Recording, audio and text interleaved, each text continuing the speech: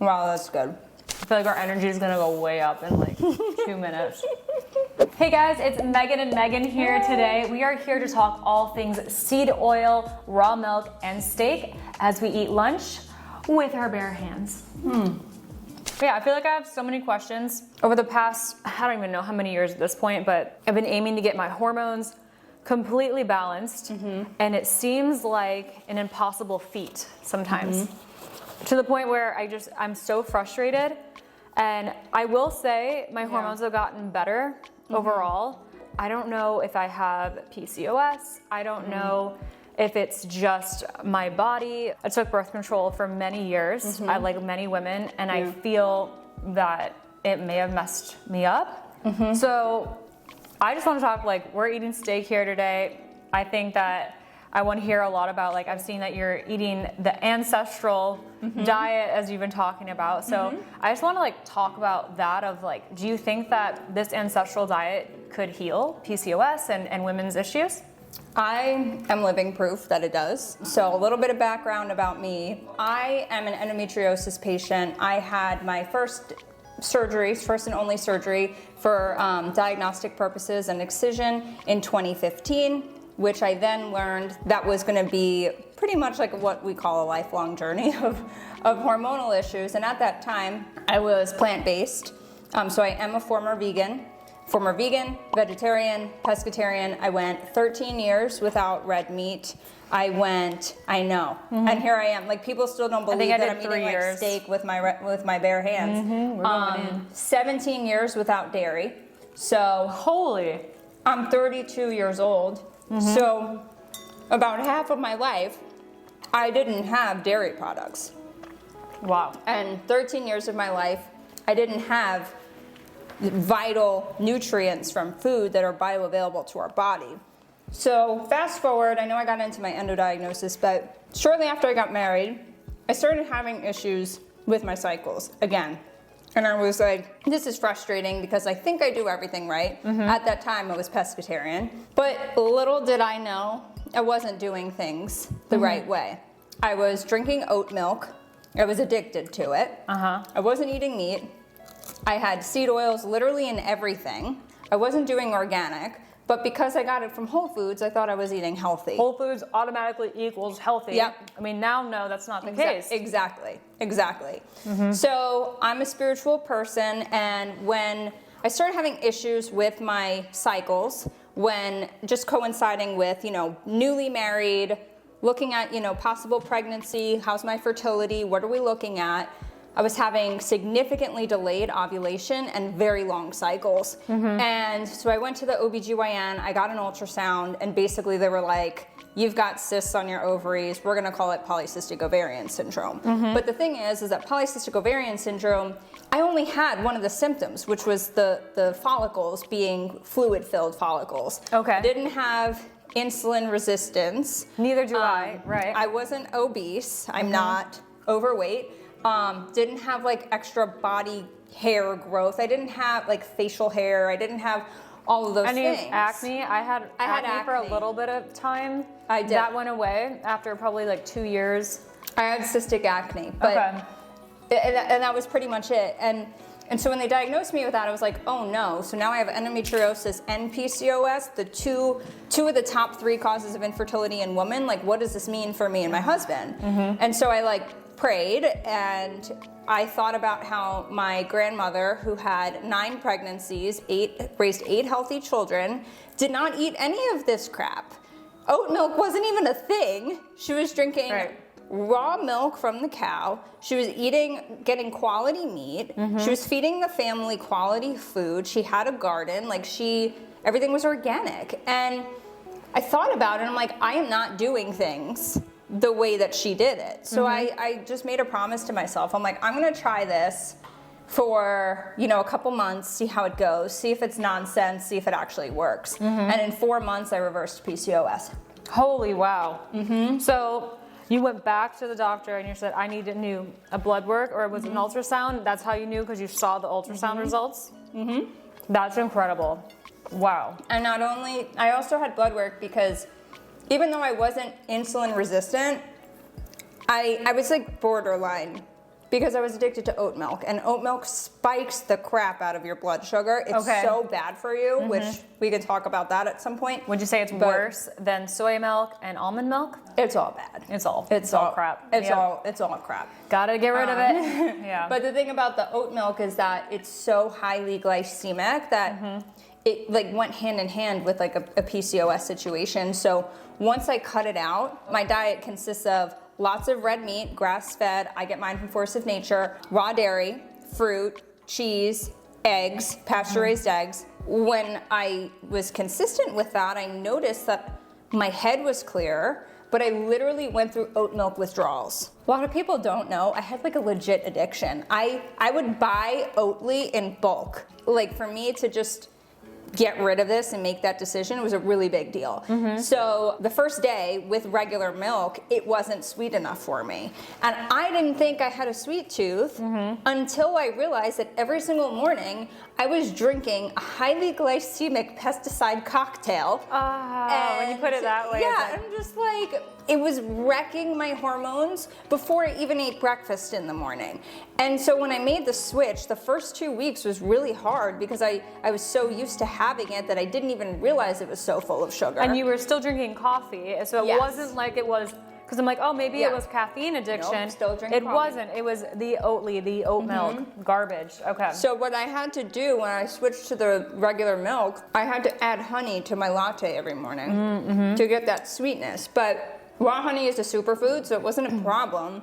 It was just something I wasn't used to. So when I went for the blood work, the follow-up blood work, and the follow-up ultrasound, the cysts were gone, and like the fluid-filled sacs in my ovaries were gone. But now when I did the blood work, even though I wasn't insulin resistant, I was like borderline because of that sugar content that I was having first thing in the morning every morning. So when I had cut it out and I was on 4 months of raw dairy, meat, fruit, honey, eggs, cheese, I was actually insulin sensitive. My insulin was so healthy that I didn't even know that I was borderline before because it was within range. So to the doctor, it just seemed healthy. But like the truth of the matter is that as women, our hormones fluctuate in all of the different phases of the cycle. Do you think that it was the oat milk that was the exact culprit, or do you also feel like, were there other things that you got rid of in your diet that you're like, I know that that's bad? Like, what else did you cut out? Before the oat milk, the first thing was the seed oils. Explain to me and the viewers, like, what is a seed oil? Like, to me, it just reminds me of like a mustard seed with some oil leaking out or something. What is seed oil? So I'll name some of the seed oils that are pretty much in everything. Your cooking spray, your packaged goods, your hummus, your bread. I mean, it's so unnecessary. It's such a big business that it's just awful. There's a couple of things here. One of them is the process to make a seed oil. So I'm gonna give you an example. Canola, grapeseed, sunflower, palm oil, peanut oil, anything that comes from a seed, the way that they do this whole process, it literally starts with the extraction, they bleach, they deodorize, they're covered in pesticides, and then they're full of polyunsaturated fatty acids, which are actually not good for our heart. So polyunsaturated. It was very interesting because this started about 100 years ago now when they were trying to monetize cottonseed, because cottonseed was a waste product from, just creating cotton, like harvesting cotton. So what were they gonna do? At first they were basically using it as engine lubricant and paint thinners, but then they realized that it was edible so that they could put it in food. Then shortly thereafter, Procter & Gamble invested what is the equivalent of $5 million into a marketing budget for Crisco.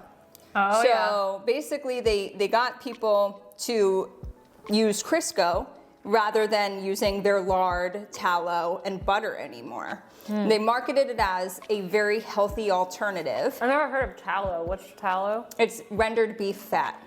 Okay. It's amazing. It's so good for you. I mean, you can use it on your skin, you can cook with it, like it's incredible. So it's kind of similar to lard? Yeah. So lard is pork fat, Got but it. tallow is basically beef fat, like rendered, so you have to boil it down. So essentially what was happening was Crisco looked like lard. So people, it wasn't strange to people. They were being marketed as a healthier product, even though a couple years prior to this, it was used as engine lubricant and paint thinner. So the American Heart Association got on board and partnered with them. With Crisco? Mm-hmm. Oh my gosh. And we've been lied to our entire lives. And now, in 100 years, we went from heart disease being a very rare occurrence to the #1 cause of death in humans. The greatest nutritional change in history in the last 100 years has been incorporating seed oils into the diet. And initially, I thought it was BS. I was like, no, that's nonsense. It's healthy fats. And I didn't realize that I myself was a victim of marketing. And then I went through my closet, my pantry, I went through my fridge. It was in everything I was consuming. I just got rid of everything in my pantry, but I was like, I could still have them in moderation, so I will keep my oat milk, and I will get rid of everything else. And I still wasn't getting better, and then when I cut oat milk, that's when everything changed. Holy crap. So like, I'm positive that, cutting out the seed oils significantly did help, but it wasn't going to change until I cut out the oat milk. Because if you think about it, like oats are pesticides. They soak You don't eat in the oatmeal at all? pesticide. No. Okay. No. I think of that with mushrooms. Like I am really afraid to eat mushrooms. I do buy organic, but I don't really eat them very often because I literally think of mushrooms as these mini sponges. Right. And so definitely never buy the regular non-organic mushrooms because they just soak everything up. Yeah. But you're saying oats do that too? Well, the thing with oats, there's twofold. One, they're very high in what we call phytic acid. Phytic acid is an anti-nutrient. So basically when we consume it, it depletes our body's reserve of nutrients in our body. What? So it literally removes minerals that are vital to our health from our body when we consume the oats. So people say, oh, it's good for your heart. No, it's not good for your heart. And then if you're getting non-organic, then you're getting pesticide anti-nutrient oats. Oh then, my gosh. If you're putting canola oil in it to make it a milk, now you're literally putting an oxidized waste cocktail in your body, and then they pasteurize it at 400 degrees. So you're heating it even more. And the more you heat it, the more it oxidizes. So oxidizing, for a lot of people don't know what that means. It's basically what happens when you see rust on metal. I was drinking a cocktail of basically garbage every morning, even though I had committed to getting rid of the seed oils from my home. I was just like, oh, moderation's okay, it's okay. And I do think that moderation for a lot of things is important, but the more I learned about the history of how seed oils have affected our diet as humans over the last 100 years, I don't think it's appropriate in moderation at all. Right. That is wild. But you saw the biggest change after cutting out oat milk. So for me, I don't drink any of the almond milk anymore. I have grass-fed organic milk. But I want to hear more about this raw milk. You told me that you now drink raw milk and you said it's just farm fresh eggs from a certain farm, right? And does that add to like the detoxification process, or like why, for instance, should I buy raw milk, which I'm a little afraid to try, but I'm going to, over my grass-fed organic milk that I buy from Whole Foods? It's actually becoming a buzzword lately. People are talking about it a lot.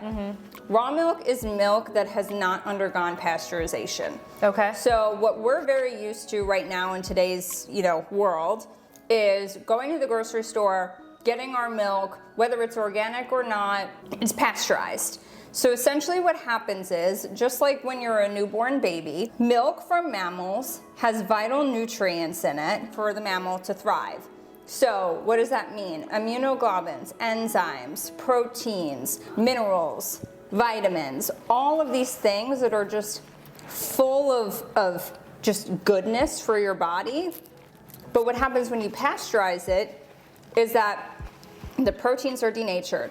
The enzymes and vitamins are killed off. To answer your question though about like the pasteurized milk, like I'm not anti-pasteurized milk. It's just if I have a personal preference, I would choose raw. Right. Just based on the fact of what I know about the nutrient content in raw milk versus pasteurized And there's milk. not, what about getting sick, or like maybe I've never had raw milk, so maybe my body doesn't want it, it's gonna reject it. Can I get sick from it or no? So, and that's a very good question.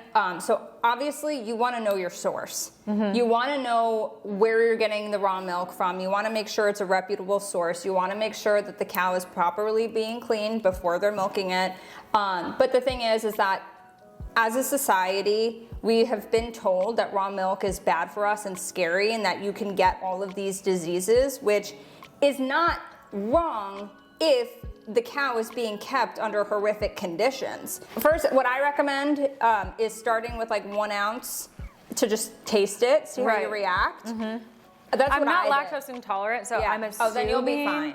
Okay, yes, I'm assuming that I'll be fine. But then I was just like, the thought of raw, like that term in and of itself, made me think like, okay, does that mean there's like bacteria lurking? But that's why you said, make sure you check your source of where you're getting this from. And so like, I'll just get it from where you get it. Exactly. A lot of people don't know how they even get, how the milk even gets to them, or how the meat gets to them. I had this whole thing on the Golden Globes. So this one actress apparently was very cold in LA.